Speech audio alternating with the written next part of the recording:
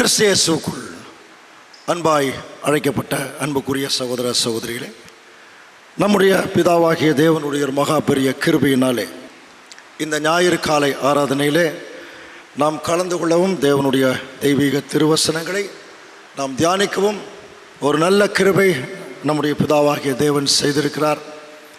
முதலாவது நம்முடைய பிதாவாகிய தேவனுக்கும் நம்முடைய அன்பு இரட்சகர் இயேசு கிறிஸ்துவுக்கும் நாம் துதிகளையும் ஸ்தோத்திரங்களையும் ஏறெடுத்துக் கொள்வோம். நாம் பார்க்க போகிற ஒரு பாடம் பற்றி எரிகிற நெருப்பு. அது 3ஆம் அதிகாரத்தில் இருக்கு. இந்த ஒரு பாடம் பற்றி எரிகிற நெருப்பு அப்படிங்கிற வார்த்தை சொன்னாலே நமக்கு யார் ஞாபகத்துக்கு வருவார்கள்? அனனியா, மிஷாயேல், அசரியா. இதே பாடத்தை நிறைய சகோதரர்கள் எரிகிற சூளை அப்படின்னு எடுத்திருப்பாங்க. சரிங்களா? ஒருவேளை வேறு சபைகள்லையோ அல்லது யூடியூப்பில் கூட எடுத்துருக்கலாம். அதே பாடத்தை நம்ம இப்போ பார்க்க போகிறோம். ஆனால் அதில் ஒரு முக்கியமான சாரம்சம் கடைசி காலத்தில் வாழக்கூடிய தேவனுடைய பிள்ளைகளுக்கு இருக்கிறதுனால இந்த பாடத்தை இப்போ நம்ம சற்று நேரம் கவனிக்கலாம். தானியேல் 2ஆம் அதிகாரத்தில் ஒரு மிகப்பெரிய கனவு, அந்த சிலையை தானியேல் பார்க்குறார். அந்த சிலையினுடைய அர்த்தத்தை நேபுகாத்நேச்சர் பார்க்குறார்.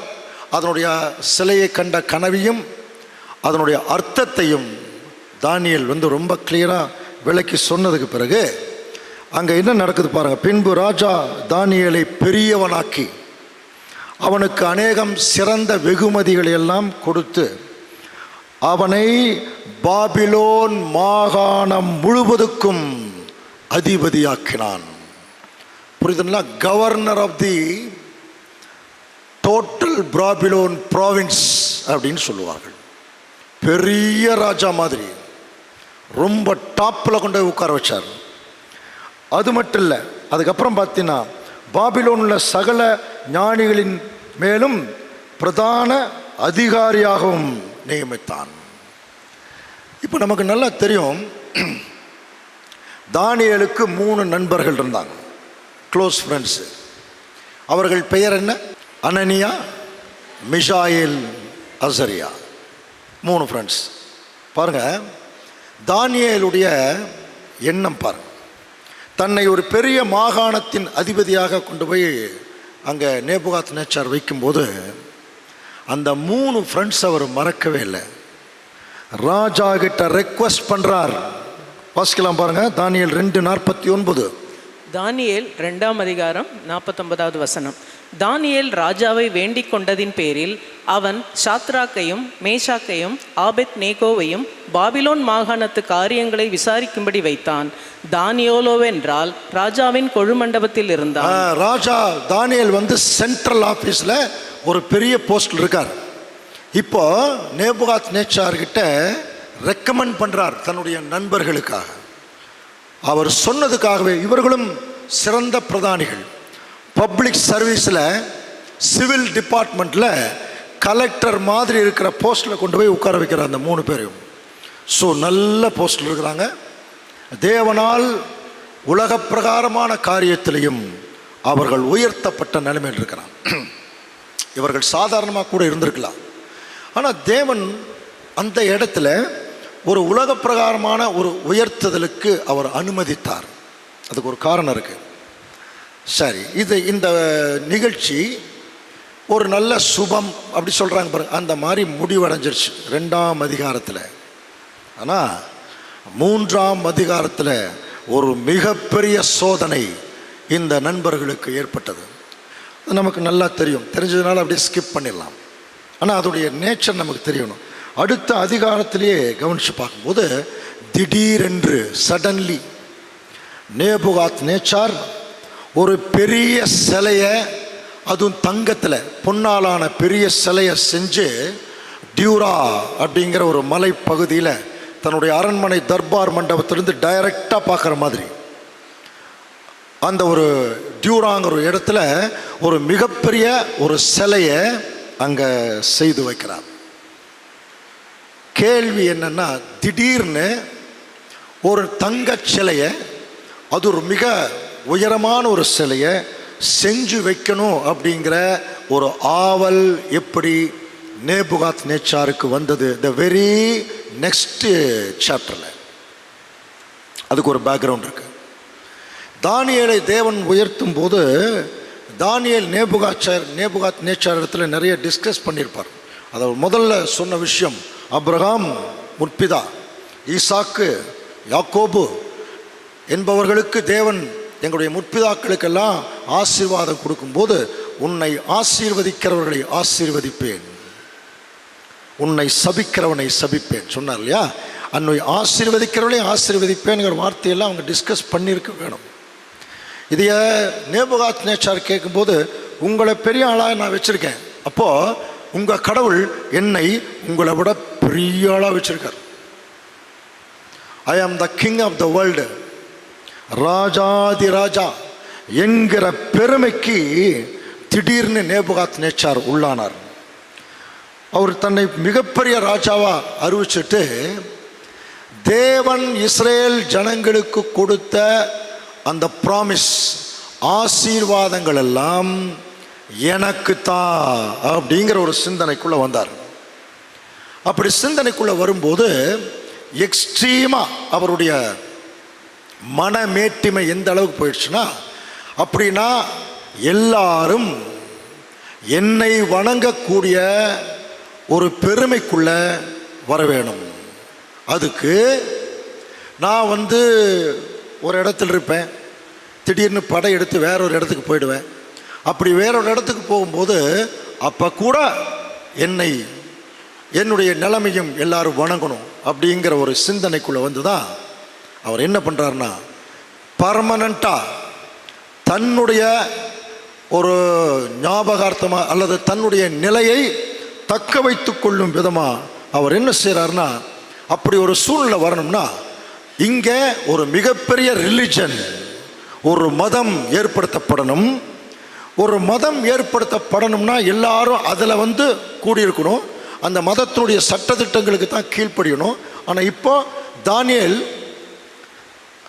தேவன் சொல்கிறார், அந்நிய தேவர்களை உங்கள் வாயில் உச்சரிக்கக்கூடாதுன்னு சொல்கிறதுனால அவர்கள் அந்நிய தேவர்களை உச்சரிக்கலைங்கிற ஒரே காரணத்தினால தானியேலுக்கும் அனனியா, மிஷாயேல், அசரியாவுக்கும் அவர்களுடைய ஏல், மேரேதோக், பஹால் இந்த மாதிரி கடவுள்களுடைய பேரை வச்சான்.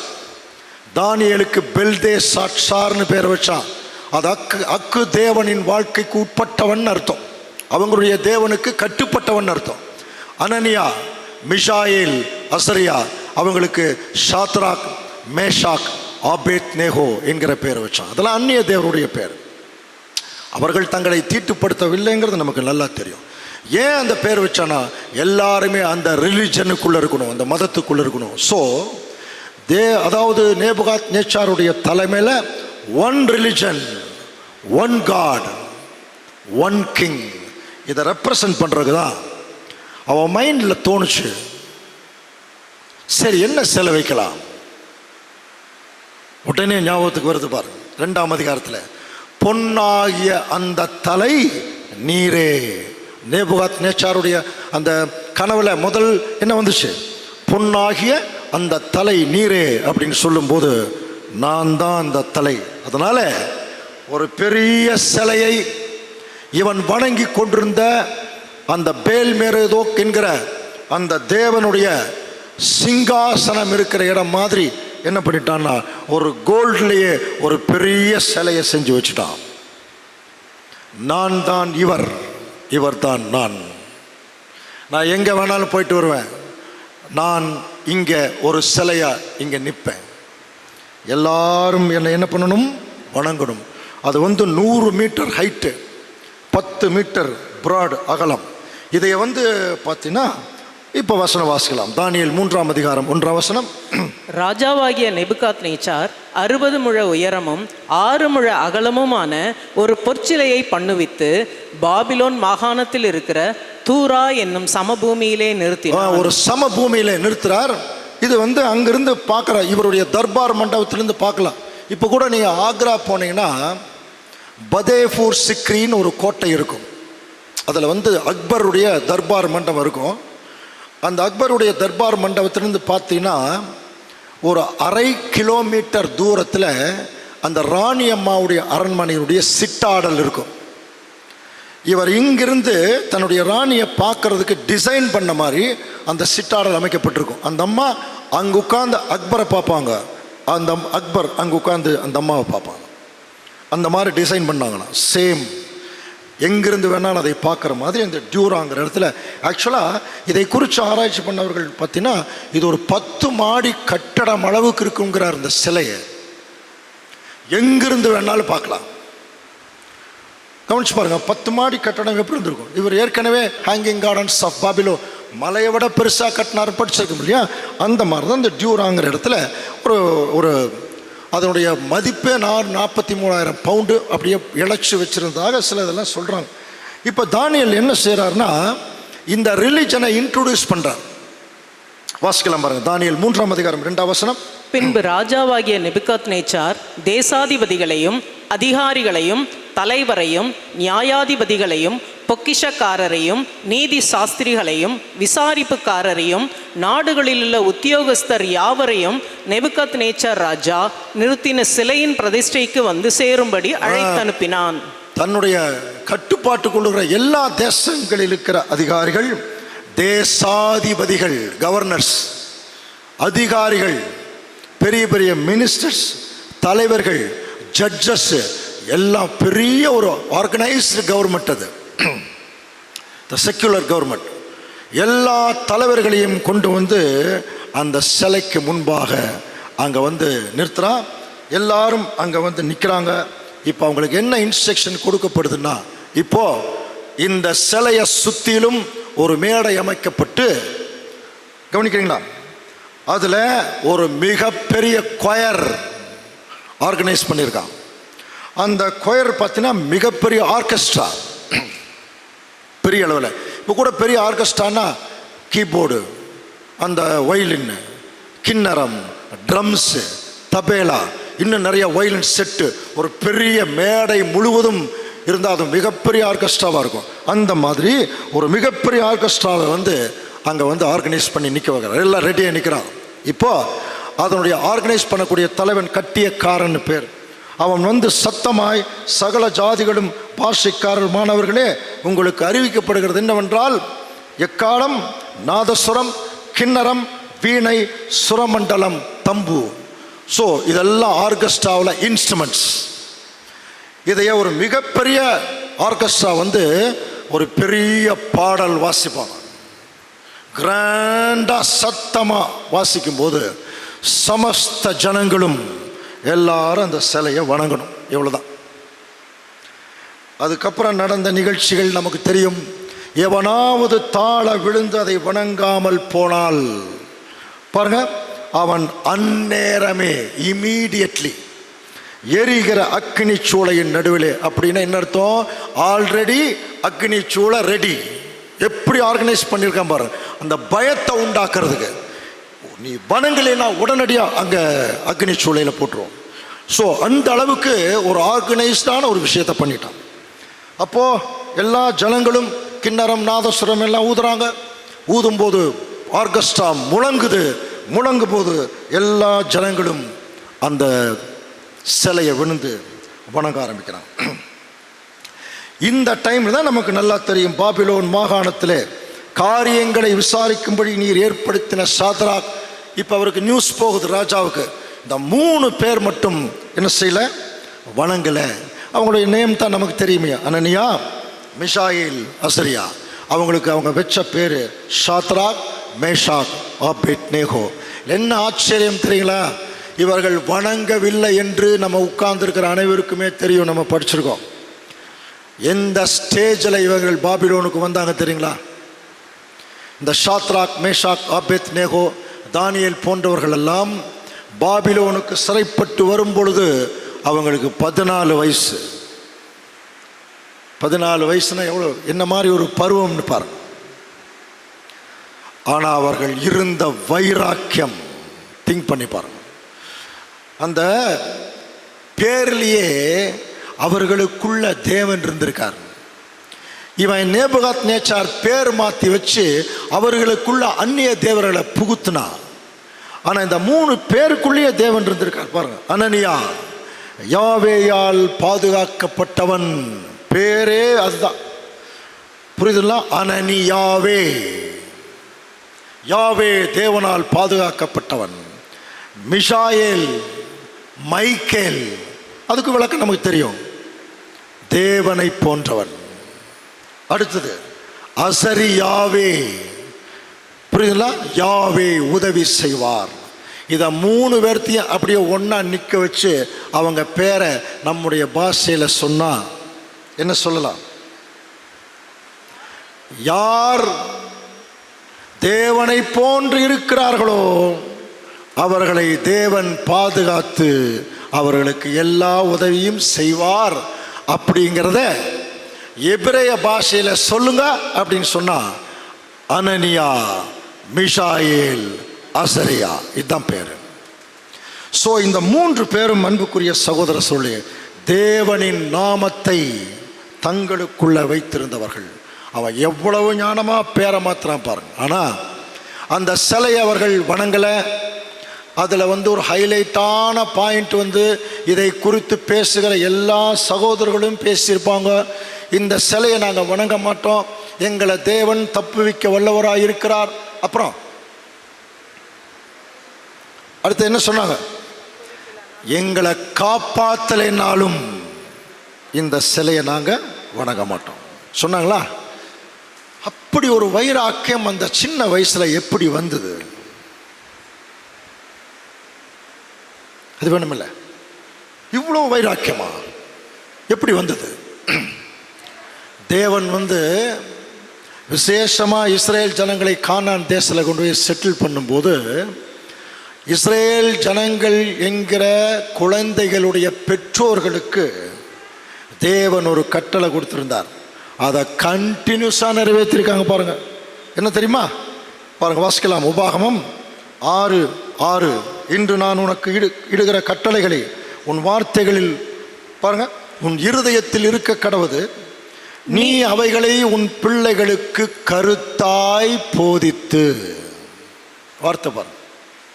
அப்புறம் உன் வீட்டில் உட்கார்ந்திருக்கிற போதும், வழியில் நடக்கிற போதும், படுத்து கொள்ளுகிற போதும், எழுந்திருக்கிற போதும், என்ன பண்ணால் சரி, இவைகளை குறித்தே பேசி அவைகளை உன் கையின் அடையாளமாக கட்டிக்கொள்வாயாக. அவைகள் உன் கண்களுக்கு முன்பாக ஞாபகக்குறியாக இருக்க கடவுது. கிளியராக சொல்லி கொடுத்துருக்கார் பெற்றோர்களுக்கு. ஒரு சில பெற்றோர்கள் சொல்லி கொடுத்தாங்க. அந்த ஒரு சில பெற்றோர்கள் அனனியா, மிஷாயேல், அசரியாவுடைய அப்பா அம்மா.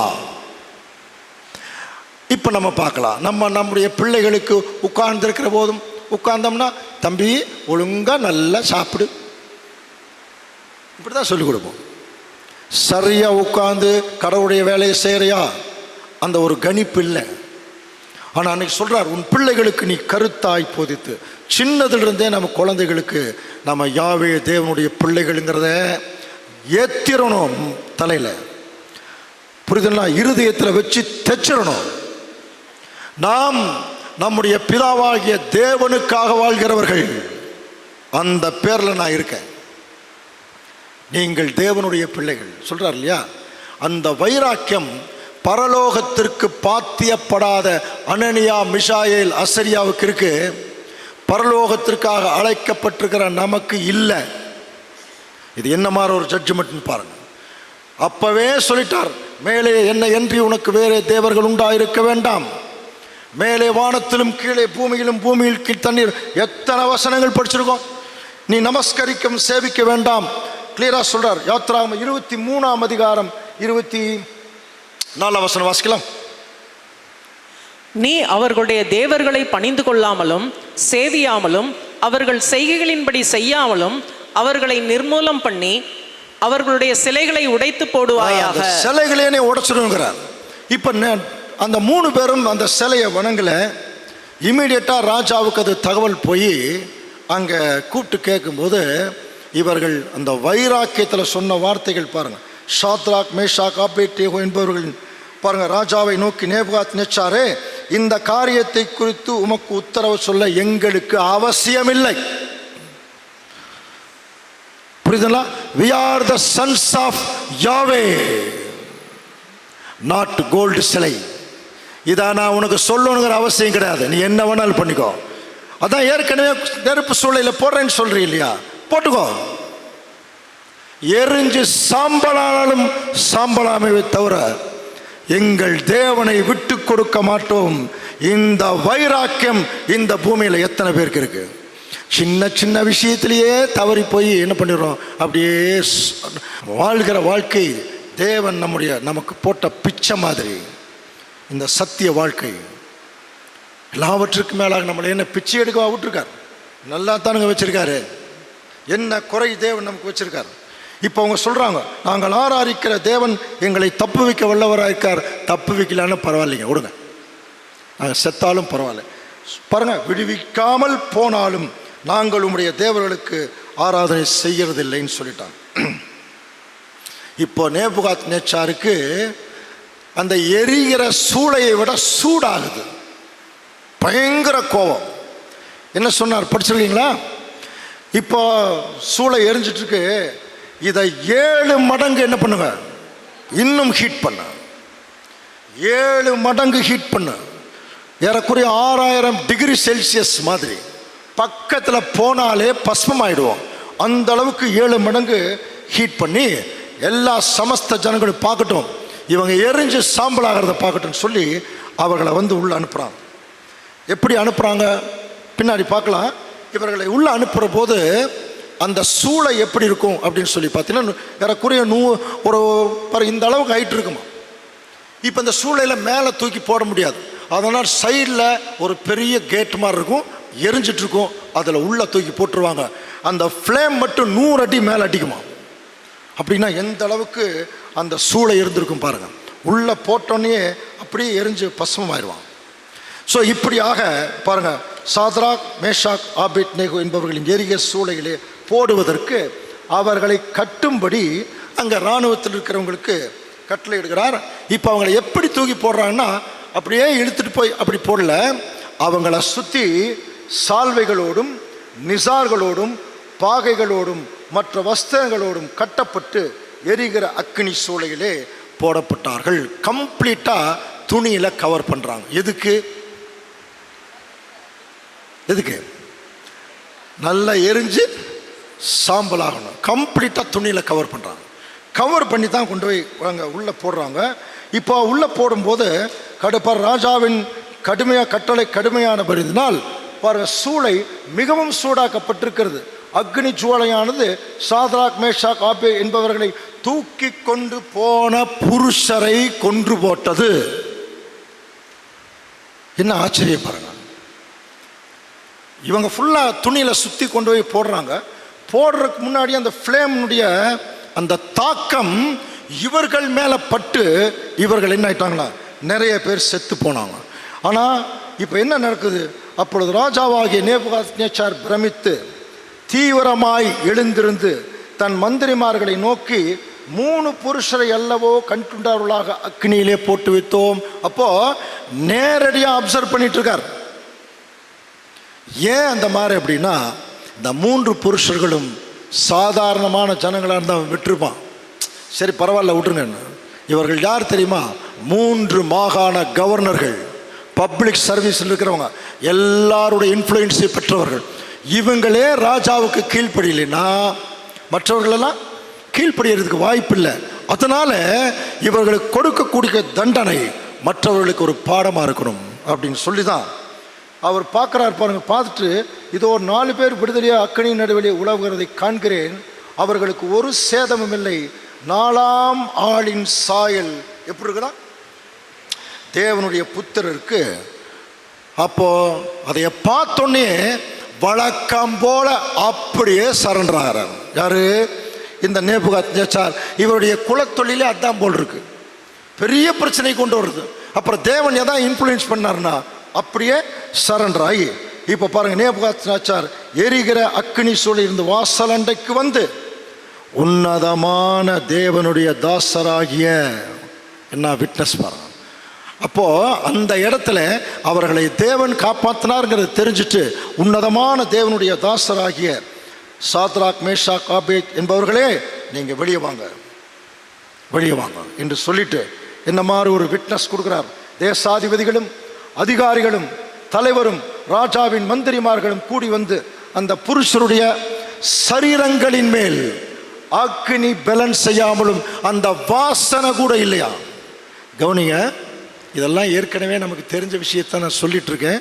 ஆனால் இதனுடைய கன்க்ளூஷனில் இதனுடைய உண்மையான கருத்து என்னன்னு தெரியும்.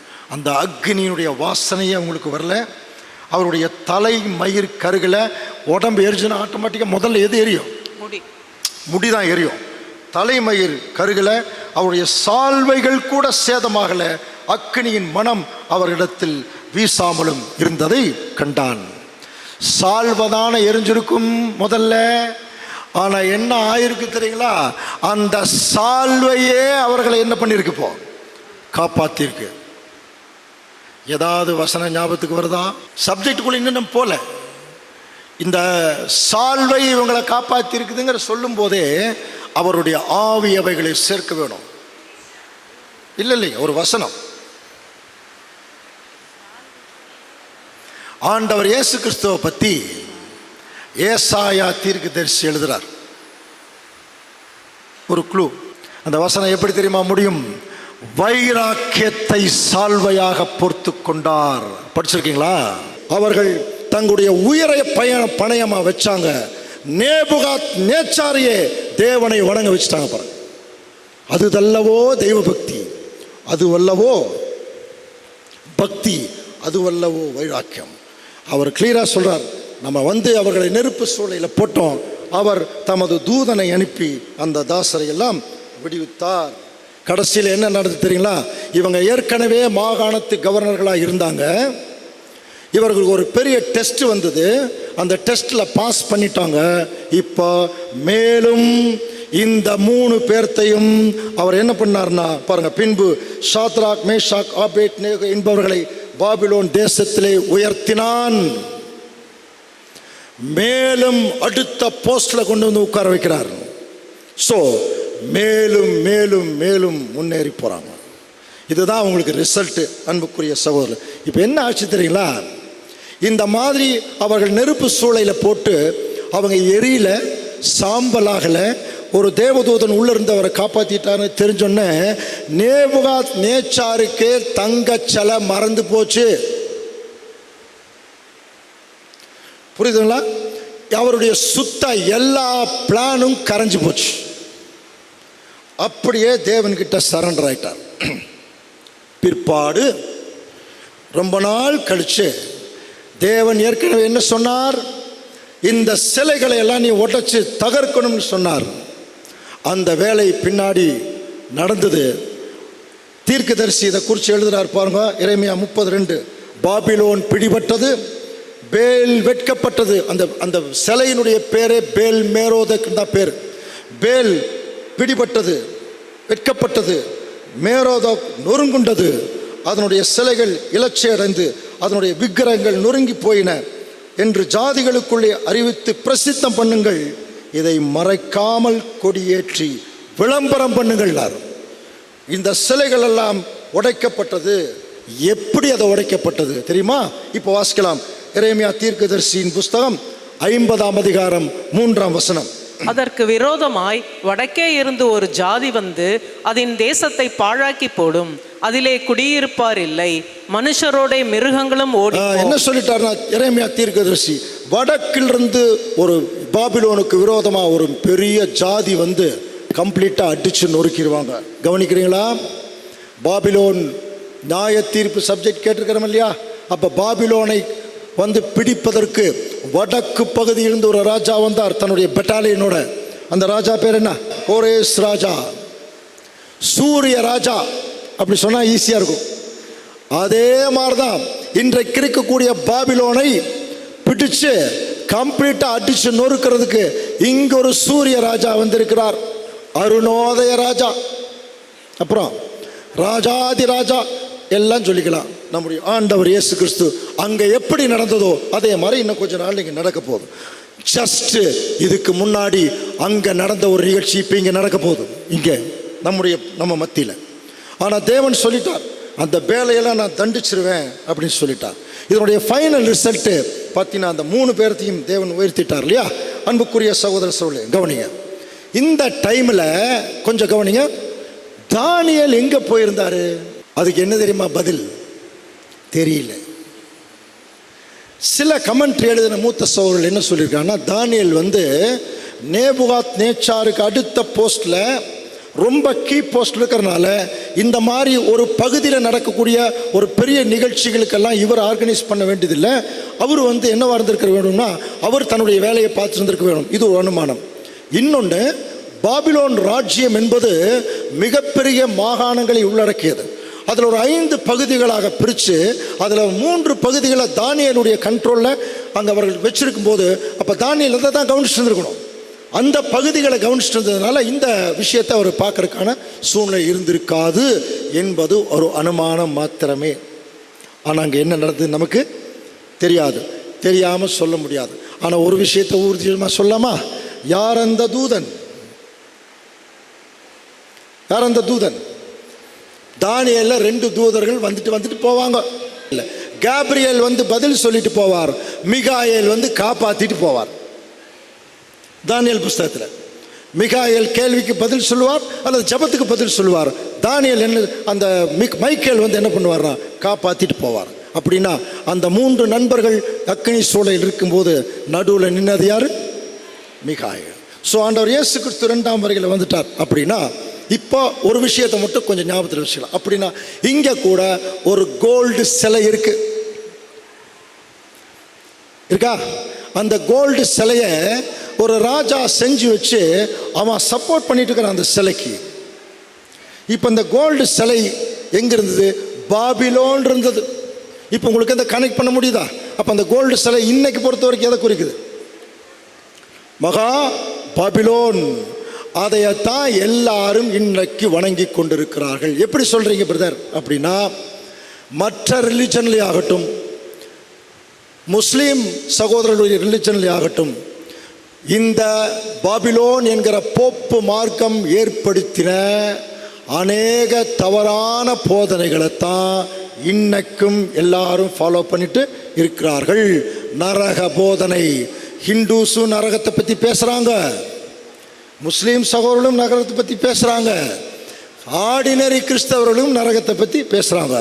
அது தனி ஒரு சப்ஜெக்ட். கான்செப்ட் முழுவதும் தப்பு, எல்லாமே பொய்.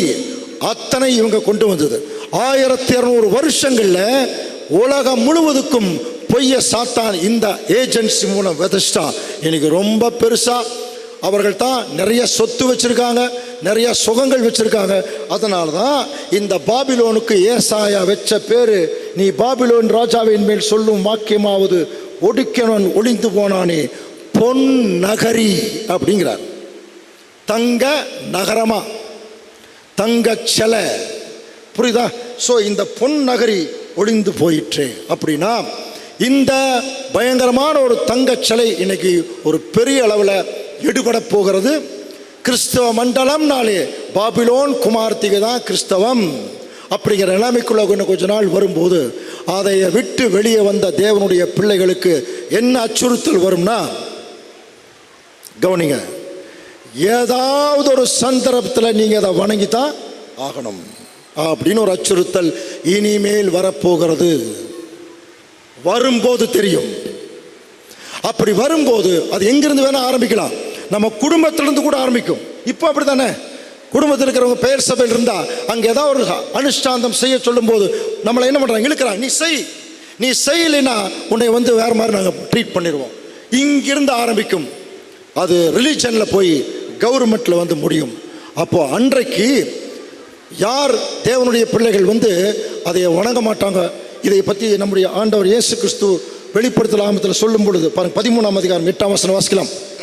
உலகத் தோற்றம் முதல் அடிக்கப்பட்ட ஆட்டுக்குட்டியினுடைய ஜீவ புஸ்தகத்தில் பேர் எழுதப்பட்டிராத பூமியின் குடிகள் யாவரும் அதை வணங்குவார். கொஞ்சம் வசனம் பாருங்க. உலகத் தோற்றம் முதல் அடிக்கப்பட்ட ஆட்டுக்குட்டியினுடைய ஜீவ புஸ்தகத்தில் பேரெழுதப்பட்டிராத ஜீவ புஸ்தகத்தில் பேர் எழுதப்படாதவங்கள்லாம் அதை வணங்குவார்கள். அதை அன்னைக்கு எப்படி சாத்ராக் மேஷாக் அதை வணங்குறதுக்கு சொல்லும்போது வணங்காமல் இருந்தாங்க இல்லையா, மற்றவங்கெல்லாம் வணங்கினாங்க இல்லையா, அந்த மாதிரி உலகத்தின் தோற்றம் முதல் பாருங்க ஜீவ புஸ்தகத்தில் பேர் எழுதப்படாதவர்கள் அதை வணங்குவாங்க. இப்போ கேள்வி, அந்த அதைங்கிறது எது? வெளிப்படுத்தல் 13ஆம் அதிகாரம் அந்த அதைங்கிறது எதுன்னு அதுவே சொல்லுது. வெளிப்படுத்தல் 13ஆம் அதிகாரம் பாருங்க, 1ஆம் வசனம் வாசிக்கலாம். பின்பு நான் கடற்கரை மணலின் மேல் நின்றேன். அப்பொழுது சமுத்திரத்திலிருந்து ஒரு மிருகம் எழும்பி வர கண்டேன். அதற்கு 7 தலைகளும் 10 கொம்புகளும் இருந்தன. அதன் கொம்புகளின் மேல் 10 முடிகளும் அதன் தலைகளின் மேல் தூஷணமான நாமமும் இருந்தன. இதெல்லாம் நமக்கு தெரியும். வெளிப்படுத்தல் 13ஆம் அதிகாரத்தில் சொல்லப்பட்டிருந்த தூஷணமான நாமங்களை தலையின் மேல் எழுதின மிருகம், அது ஒரு டைமில் சிறுத்தை மாதிரி ஸ்பீடாக உலகம் முழுவதும் வளர்ந்துருச்சு. கரடி மாதிரி எதிர்பட்டவங்களெல்லாம் கடிச்சு கொதறிச்சு. சிங்கம் மாதிரி எல்லாத்துக்கும் மேலே ஒரு டாப் பொசிஷனில் போச்சு. அதுதான் இந்த போப்பு மார்க்கம். இதை பற்றி இதுதாங்கிறதுக்கு சொல்லும்போது அது சாவுக்கேதுவான ஒரு காயம் பட்டிருக்கிறத கண்ட. ஆனால் அது குணமாயிடுச்சு. மார்ட்டின் லூத்தர் காலத்தில் ஒரு பெரிய இடி விழுந்தது. நிறைய பேர் ப்ராட்டஸ்டன்ட் வெளியே வந்தாங்க. ஆனாலும் அது குணமாகி கொஞ்சம் அப்படி டெவலப் ஆகி நிற்குது. இன்னும் கொஞ்ச நாளில் இவைகள் எல்லாம் ஒருங்கிணைக்கப்பட்டு ஒரு பெரிய ஆர்கனைசேஷனாக அது உருவாக்கப்படும் போது, எப்படி தானியல் காலத்தில் ஒரு பெரிய சிலையை நேபுகாத்நேச்சார்ங்கிற அரசாங்கம், அந்த சிலை எதை குறிக்குது என்று சொல்லி பார்க்கும்போது, இன்னும் கொஞ்ச நாளில் இப்போவே திரித்துவம் என்கிற ஒரே கூரைக்குள்ள எல்லா சபைகளும் வந்துட்டாங்க. இன்னும் கொஞ்ச நாளில் எங்களுடைய ஐக்கியத்தில் இருந்தால் தான் உங்களுக்கு சலுகைகள்னு அடுத்த ஒரு ப்ராஜெக்ட் வரும். அதுக்கு கவர்மெண்ட் நிறைய சப்போர்ட் பண்ணுவாங்க. அப்போது சபை மட்டும் தனியாக நிற்கும். எல்லாரும் ஒருங்கிணைக்கப்படும் பொழுது திருச்சபையின் பிள்ளைகள் ட்ரினிட்டியை விட்டு திரித்துவத்தை விட்டு வெளியே வந்துட்டாங்க. மற்றவங்கெல்லாம் ஒன்றா இருப்பாங்க. இன்னைக்கு அதுக்குரிய வேலைகள் நடக்குது. இப்போ அங்கே என்ன சொன்னார் பாருங்க, இந்த சிலை இதுதான் பாபிலோன்கிற அமைப்பு. இதுக்கு கீழே பெரிய கொயர், அந்த கொயரில் பயங்கரமாக சத்தம் போட்டு பாட்டு பாடுவாங்க. பாட்டு பாடும்போது எல்லாரும் ஹல்லேலூயா சொல்லுங்க அப்படிம்பாங்க, ஆமேன் சொல்லுங்க அப்படிம்பாங்க. உடனே எல்லாரும் என்ன சொல்றாங்க? ஆமேன் ஹல்லேலூயா சொல்றாங்களா இல்லையா? அந்த மாதிரி தான் அன்னைக்கு பண்ணாங்க. பயங்கரமாக சத்தம் போட்டு பாடும்போது எல்லாரும் வணங்கினாங்க இல்லையா? ஸோ அந்த டிஃப்ரெண்ட் இன்ஸ்ட்ருமெண்ட்ஸ், பல்வேறு விதமான இன்ஸ்ட்ருமெண்ட்ல அந்த ஜனங்களை மயக்குனாங்க. அந்த மாதிரி தான் அன்புக்குரிய சகோதர சகோதரிகளே, மனதை மயக்கக்கூடிய நிறைய டிஃப்ரெண்ட் டாக்டரின்ஸ் இன்னைக்கு பெயர் சபைகள் கையில் எடுத்திருக்காங்க. அதை இசைக்கிறாங்க. எல்லாரும் மயங்கி மயங்கி புத்து புத்துன்னு விழுகிறாங்க. அதை பாட்டாக பாடுகிறார்கள். இதையத்தான் தீர்க்கதரிசி எழுதினார். உங்கள் பண்டிகைகளை பகைத்து வெறுக்கிறேன், உங்கள் ஆசரிப்பு நாட்களில் எனக்கு பிரியமில்லை, உன் பாட்டுக்களின் இறைச்சலை என்னை விட்டு அகற்று, அது எனக்கு பிரியமில்லைங்கிறார். அந்த 3 பேரை போல இங்கேயும் வணங்காம தாங்க வந்திருக்கோம். வசனம் வாசிக்கலாம் பாருங்க. வெளிப்படுத்தல் 13ஆம் அதிகாரம் 15ஆம் வசனம். மேலும் அம்மிருகத்தின் சொரூபம் பேசத்தக்கதாகவும் மிருகத்தின் சொரூபத்தை வணங்காத யாவரையும் கொலை செய்யத்தக்கதாகவும், அந்த மிருகத்தின் சொரூபத்தை வணங்காத யாவரையும் கொலை செய்யத்தக்கதாக சிறியோர் பேர் எல்லார் மேலேயும் அதிகாரம் வந்துருச்சுன்னு படிக்கிறோம். நம்ம தெரியும், மிருகம், மிருகத்தின் சொரூபம். மிருகம் பாபிலோன் RC சபை. என்னை என்று வேறே தேவர்கள் உண்டாயிருக்க வேண்டாம், விக்கிரகம் வேண்டாம்னு சொன்னார். நாங்கள் வெப்பம்னு சொல்லி வச்சாங்க விக்கிரகத்தை. தேவனுடைய முதல் கட்டளையவே மீறின ஒரு ஆர்கனைசேஷன் அதுதான் இந்த பாபிலோன். அதுக்கப்புறம் அதில் வெளியே வந்த Protestant image of the beast, மிருகத்தின் சொரூபம். இன்னைக்கு மிருகத்தின் சொரூபம் தான் பயங்கரமாக டான்ஸ் ஆடுது. மிருகம் கூட கொஞ்சம் ஆஃப் ஆயிடுச்சு. அந்த சொரூபம் இன்னைக்கு பார்த்தீங்கன்னா பயங்கரமாக டான்ஸ் ஆடுது. ஆனால் அதன் சொரூபத்தையும் வணங்காமல் வெளியே வந்த வகுப்பார் தான் நம்ம. யார் மாதிரி? அந்த 3 பேர் மாதிரி. ஆனால் அந்த 3 பேருக்கும் நமக்கும் ஒரு வித்தியாசம் இருக்கு. அந்த 3 பேர் என்ன சொன்னாங்க? எங்களை விடுவிச்சிருவார், விடுவிக்காமல் போனாலும் நாங்கள் வணங்க மாட்டோம். நாம் என்ன பண்ண தெரியுமா? எங்களை விடுவிச்சிருவார், எங்களை விடுவிச்சிருவாருங்க. இல்லைங்க, எங்களை கட்டாயமா விடுவிச்சிருவார். இந்த சுயநலம் அப்படியே நம்மளை சொல்ல வைக்குமா, விடுவிச்சிருவார் விடுவிச்சிருவார் விடுவிச்சிருவார். அப்படித்தான் போனா போயிட்டு போகுத. அதுதான் அதனுடைய அர்த்தம். அவர்களுக்கும் நமக்கு இருக்கக்கூடிய வித்தியாசம். தேவன் ஏற்கனவே சொல்லிட்டார், என் ஜனங்களே அவளை விட்டு நீங்க வெளியே வாங்க. ஸோ இப்போ பாருங்க, இது இப்போ ஆண்டவர் இயேசு கிறிஸ்து சொல்றார், இவளை வேறொரு தூதன் மிகுந்த அதிகாரமுடையவனாய் இந்த பூமியில் வரார். அது நமக்கு தெரியும். ஆண்டவர் இயேசு கிறிஸ்து இந்த பூமியில் வந்துட்டு தான் அவர் என்ன சொன்னார்னா, என் ஜனங்களே அவளை விட்டு வெளியே வாங்க. அப்படின்னா இன்னைக்கு அந்த மூவர் யாருங்கிறத கேள்வியோட முடிக்கலாம். யார் அந்த மூவர்? அந்த மூவர் தான் அனனியா, மிஷாயேல், அசரியா. இப்போ நாம நிறைய நிழல்களில் பார்க்கும்போது அப்போ 3 பேர், அப்போ இங்கே யார் தான்? 3 பேராக தான் இருக்கணும். யார் அந்த 3? இதே அனனியா, மிஷாயேல், அசரியா 3 பேரையும் அப்படியே கன்சால்டேட் பண்ணிங்கன்னா, யார் தேவனை போன்று தங்களுடைய வாழ்க்கையை இந்த பூமியில் வாழ்கிறார்களோ அவர்களுக்கு தேவன் பாதுகாத்து உதவி செய்து ஆசீர்வதிப்பார். அந்த வகுப்பாரை நாம் ஞாபகப்படுத்துறதுக்கு தான் இந்த 3 பேர்த்த வைக்கிறார். இந்த 3 பேர் முதல்ல அழைக்கப்பட்டவர்கள், விசுவாசிக்கிறவங்க, தெரிந்து கொள்ளப்பட்டவர்கள், கிரியை செய்கிறவங்க, உண்மை உள்ளவர்கள், அந்த கிரியை மரண பரியந்தம் காத்து கொள்ளுகிறவர்கள். அதனால தான் அந்த வசனத்தை சொல்லி முடிச்சார், மரண பரியந்தம் நீ என்ன பாரு, உண்மையார். அப்போ அன்றைக்கு அந்த ஜனங்கள் எல்லாம் வேற மாதிரி இருந்தாங்க, இந்த 3 பேர் மட்டும் வேற மாதிரி இருந்தாங்க. இதைத்தான் நமக்கு வேதம் சொல்லுது பாருங்க, கோணலும் மாறுபாடான சந்ததியில நடுவில் குற்றமற்றவர்களும் கபடற்றவர்களுமாய் தேவனுடைய மாசற்ற பிள்ளைகளா நம்ம இருக்கணும். அப்ப இந்த பூமியில் இருக்கிற சந்ததியே யார் தான்?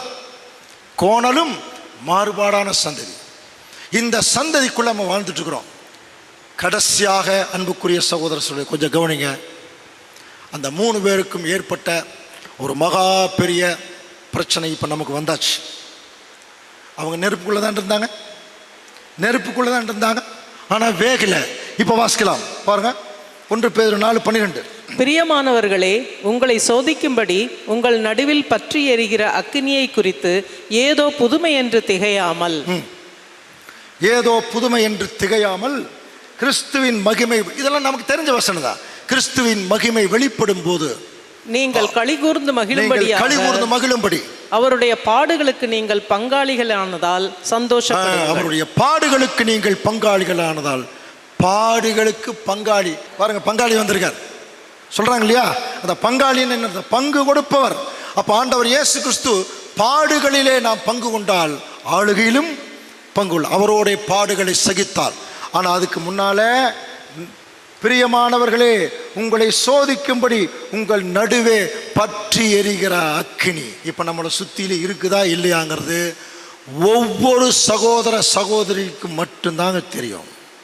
சில பேர் சொல்லுவாங்க, நான் என்ன பிரச்சனையில் இருக்கேன்னு உங்களுக்கு தெரியலைங்க, பெரிய பிரச்சனையில மாட்டிட்டு இருக்கேன், எரிஞ்சு சாம்பலாயிரம் போல் இருக்கு. அந்த மாதிரி ஒருவேளை நாம் தேவனால் தெரிந்தெடுக்கப்பட்ட உண்மையான உத்தமமான சகோதர சகோதரிகளாக இருந்தா, இந்த நெருப்பு இப்போ நமக்கு இல்லைன்னா இன்னும் கொஞ்ச நாளில் நாம் எல்லாரும் அல்லது தனித்தனியாகவோ நெருப்புக்குள்ளே நிற்க வேண்டியது இருக்கும். அந்த நெருப்பு எப்படி தெரியுங்களா இருக்கும்? 7 மடங்கு சூழ வேக வச்ச மாதிரி ரொம்ப சிவியர் டெஸ்ட் சபைக்கு வரப்போகுது. தயவு செய்து யாரும் புத்திசாலிகளாயிராதீங்க, தேவன்கிட்ட சரண்டர் ஆயிருக்கு. அதான் அவருடைய அர்த்தம். சிவியர் டெஸ்ட் வந்துடும், யாரும் நம்மளை காப்பாற்ற மாட்டாங்க. மனுஷனை நம்பிடக்கூடாது, தேவனை நம்பணும். தேவனை நம்பி அவங்க உள்ள போனாங்க, அவங்களுடைய ட்ரெஸ்ஸே அவங்களுக்கு என்ன ஆயிடுச்சு? காப்பாற்றப்பட்டது இல்லையா? அந்த மாதிரி இப்போ நமக்கு ஒரு டெஸ்ட் வரப்போதான். அந்த டெஸ்ட் என்னங்கிறது யாராவது சொல்ல முடியுமா? நெருப்பு. பைபிள் கிளியரா இருக்கு. இதே முற்பிதாக்கள் இந்த நெருப்புல போய் அந்த உக்கிரத்தையே அவிச்சாங்கன்னு பைபிளில் படிச்சிருக்கோம் தெரியுமா? ஷாத்ராக், மேஷாக், ஆபேத் நேகோவுக்காகவே எழுதப்பட்ட வசனம் நமக்கு தெரியும். விசுவாசமானது நம்பப்படுகிற வழி, உறுதியும் காணப்படாத விசுவாசம். படிச்சோம் இல்லையா? அதுக்கு சொல்ற பாருங்க அடுத்த வசனம், எபிரேயர் 11:34.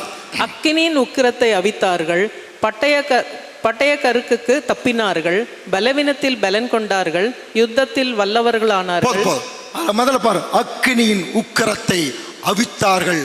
அக்கினிய அவிச்சு போட்டு வெளியே வந்தாங்களாம்.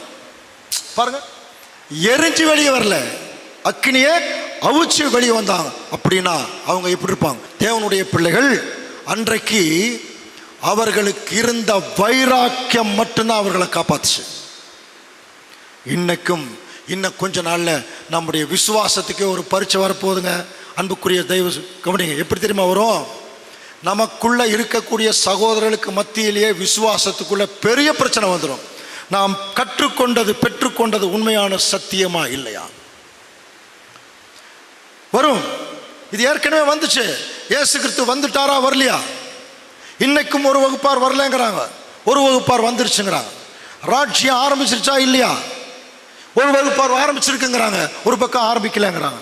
அப்ப இந்த விசுவாசத்தை வர்த்திக்க பண்ணணும்னா நம்ம தேவனிடத்திலையும் அவருடைய வசனத்திலையும் போகணுமே தவிர அந்த மாதிரி வர்த்திக்கப்படுகிறவர்களை நம்ம பார்த்துடக்கூடாது. தேவனை நோக்கி பார்க்கணும். ஏன்னா விசுவாசம் கேள்வியினாலே வரும், கேள்வி எதில் வரும்? எப்படி இருந்துடக்கூடாது தெரியுமா? விசுவாசம் பால் பெறுறதுனாலே வரும், அப்படி இருக்கக்கூடாது. விசுவாசம் இதில் வரும், சத்திய வசனத்தை கேட்பதில் வரும். அந்த விசுவாசம் கேள்வியினாலே வரும். ரொம்ப தெளிவானது. அப்போ நிறைய விஷயத்தை கேள்விப்படும் போதுதான் அதன் நிமித்தம் தான் நம்ம விசுவாசம் அதிகமாகும். விசுவாசம் அதிகமாகும் போதே நம்முடைய விசுவாசத்துக்கு இன்னும் கொஞ்ச நாள்ல மிகப்பெரிய பரீட்சை இருக்கு. அந்த பரீட்சையில வைராக்கியம் மட்டும்தான் காப்பாற்றப்படும். இதைத்தான் அந்த ஒரு வசனம் படிச்சோம், ஏசாயா 59:17 பாருங்க. அவர் நீதி, அவருங்கிறது கிறிஸ்துவை பத்தி சொல்றார்.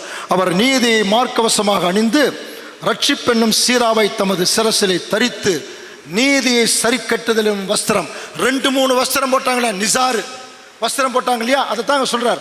நீதியை சரி கட்டுதலின் வஸ்திரங்களை உடுப்பாக கொடுத்து லாஸ்ட் அண்ட் ஃபைனல் வைராக்கியத்தை சால்வையாக பொறுத்து கொண்டார். அவர் கிறிஸ்து தன்னுடைய உடம்புக்கு வைராக்கியத்தை சாவையா போட்டாரா? கிறிஸ்துவோடைய உடம்பு யாரு? நாம தான். இப்ப என்ன சால்வை போட்டிருக்கணும்? வைராக்கியம், விசுவாசம். இதை இஸ்ரேல் ஜனங்களுக்கே அவர் என்ன சொல்லிட்டார் பாருங்க. இஸ்ரேலே, உன்னை நான் பயப்படாதே, உன்னை நான் மீட்டுக்கிட்டேன். நீ அக்கினிக்குள்ள போனா கூட நீ வெளியே வந்துருவ. பாருங்க, நீ தண்ணீர்களை கடக்கும் போதும் நான் உன்னோட இருப்பேன், நீ ஆறுகளை கடக்கும் போதும் அது உன்மேல் புரளுவதில்லை. செங்கடை பத்தி படிக்கிறோம் இல்லையா? அடுத்தது, நீ அக்கினியிலே நடக்கும் போதும் நீ வேகாதிருப்பாய். தேவன் அவருடைய பிள்ளைகளுக்காகவே சொன்ன வசனம். ஏன்னா நம்மளை செலக்ட் பண்ணது நெருப்பு சூளையில தான். அதைத்தான் அந்த வசனம் சொல்லுது. வாசிக்கலாம். இதோ உன்னை புடமிட்டேன், ஆனாலும் வெள்ளியை போலல்ல, உபத்திரவத்தின் குகையிலே உன்னை தெரிந்து கொண்டேன். பாருங்க, உபத்திரவத்தின் குகையில தான் நம்மளை தெரிஞ்சுக்கிட்டதே குகையில தான். ஐயோ எனக்கு உபத்திரவம் வந்துருச்சு, எனக்கு உபத்திரவம் வந்துருச்சுன்னு சொல்ல வேண்டிய அவசியம் இல்லை. நீங்க வந்ததே எதுல தான்? அந்த குகையில. ஆனா ஒரு அஷ்யூரன்ஸ் இருக்கு, பக்தி வைராக்கியத்தையும் விசுவாசத்தையும் வச்சுங்க. கடைசி காலத்தில் தேவனுடைய பிள்ளைகளுக்கு வரக்கூடிய சோதனையை நாம் பெற்றுக்கொண்ட சத்தியத்தில் தான் சோதனை. இதுக்கு பேர் காந்தியடிகளுக்கிட்ட கேட்டால் அவர் என்ன சொல்லுவார்? சத்திய சோதனை பார். அந்த சத்திய சோதனை யாருக்கு வருது? இப்போ நமக்கு. பாருங்க, அழிந்து போகிற பொன் அக்னியினாலே சோதிக்கப்படும், அதை பார்க்கிலும் விலையேற பெற்ற உங்கள் விசுவாசம் சோதிக்கப்பட்டு. இயேசு கிறிஸ்து வரும்போதுன்னு சொல்லல, ஏற்கனவே வந்தாச்சு. வெளிப்படும் போது உங்களுக்கு புகழ்ச்சியும் கனமும் மகிமை உண்டாக காணப்படும். அப்போ இயேசு கிறிஸ்து வந்தாச்சு, அவருடைய செகண்ட் பர்சன்ட் காலத்தில் தான் இருக்கிறோம். அடுத்தது வர வேண்டியது கண்ணுக்கு தெரிகிற ராஜ்யம், வெளிப்படுதல். அப்போ அப்படி வெளிப்படும் போது இப்போ விசுவாசத்தில் உறுதியாக நின்றுட்டோம்னா, அந்த விசுவாசத்தை நம்ம உறுதியாக நிற்கிறதுக்கு நமக்கு என்ன சொல்கிறாரு? நீங்கள் வச்சிருக்கிற விசுவாசத்துக்கு பேர் தங்கம். உண்மையாலுமே நீங்கள் தங்கமாக இருந்தாலும் சரி, நீங்கள் வச்சுக்கிறது விசுவாசமாகிய தங்கமாக இருந்தாலும் சரி, நெருப்பு அதை என்ன பண்ணும்? சோதனை பண்ணும். ஒரு மிகப்பெரிய சோதனை சபைக்கு காத்திருக்கிறது. ஒருவேளை இங்கேருந்து வீட்டுக்கு போனாலே சோதனை வந்துடலாம், அடுத்த வாரம் வரலாம், அடுத்த மாதம் வரலாம், அடுத்த வருஷம் வரலாம். ஆனால் ஒரு சோதனை, மிகப்பெரிய சோதனை, 7 மடங்கு அதிகமான சோதனை சபைக்கு கடைசி கால சபைக்கு இருக்கு. அது முடியறதுக்கு முன்னாலே அது முடியறதுக்கு முன்னாடி தான் சொல்கிறார் பாருங்க. இது எந்த காலத்துக்குரியது? இயேசு கிறிஸ்து வெளிப்படும் போது, அப்போ வெளிப்பட போகிறார். அதுக்கு முன்னாடி அவருடைய திருச்சபையின் பிள்ளைகளுக்கு ஒரு மிகப்பெரிய சோதனை. அதை சொல்லிட்டு தான் அவரை நீங்கள் காணாதிருந்தும் அன்பு கூறுகிறீர்கள், இப்பொழுது அவரை தரிசாமல் இருந்தும் அவரிடத்தில் நீங்கள் விசுவாசம் வைக்கிறீங்க. வைத்து சொல்லி முடியாததும் மகிமையினால் நிறைந்ததுமாயிருக்கிற சந்தோஷத்திலே என்ன பண்ணுங்க? கலிகூர்ந்து உங்கள் விசுவாசத்தின் பலனாகிய ஆத்தும ரட்சிப்பை அடைகிறீர்கள். அன்புக்குரிய சகோதர சோழே, ஒரு சிவியர் டெஸ்ட் கடைசி கால சபைக்கு இருக்கிறது. நம்ம அப்படியே ரிலாக்ஸாக இருந்துட வேண்டாம். பவுல் சொல்கிறார், ஜாக்கிரதையாயிருங்கள், தெளிந்த புத்தி உள்ளவர்களாயிருங்கள். ஏன்னா நம்ம அசந்து போன நேரத்தில் அந்த சந்தர்ப்பத்தை பயன்படுத்தி நம்முடைய இண்டிவிஜுவல்லையோ, நம்முடைய குடும்பத்திலேயோ, நம்முடைய சபையிலையோ the last and final test வந்துடும். அப்படி வரும்போது நம்ம எல்லாரும் ஒரே அன்பு, ஒரே விசுவாசம், ஒரே விதமான அந்த ஒரு ஒற்றுமையில் இருந்து தேவனை நம்ம மகிமைப்படுத்த வேணும். அவங்க 3 பேரும் அன்னைக்கு ஒற்றுமையாக இருந்திருக்கனால தேவனை மகிமைப்படுத்த வச்சாங்க. சாதராக் மட்டும் தனியாக போய் வணங்கிட்டு மேஷாக்கு ஆபேத்நேகோ மட்டும் உள்ளே விட்டுருந்தா என்ன இருக்கும்? திங்க் பண்ணி பாருங்க. அந்த 3 பேரும் ஒற்றுமையாக உள்ள போனாங்க. ஒன்னா சாகலாம், ஒன்னா வேகலாம், அப்படித்தான் போனாங்க. புரியுதுங்களா? இதே கோதுமை மணி கூட அப்படித்தான் ஒன்றாக அரைக்கப்பட்டு ஒன்னா நெருப்புல வெந்தாத்தான் அது சப்பாத்தி. தனித்தனியா இருக்கிறதுக்கு அப்பம் கிடையாது. ஒன்னாத்தான் வேகணும், ஒன்னாத்தான் சாகணும். அப்படி இருந்தா நம்முடைய வாழ்க்கை தேவனுக்கு மகிமையா இருக்கும். தேவன் தாமே இந்த வசனங்களை நமக்கு ஆசீர்வாதமாக்கி தருவாராக.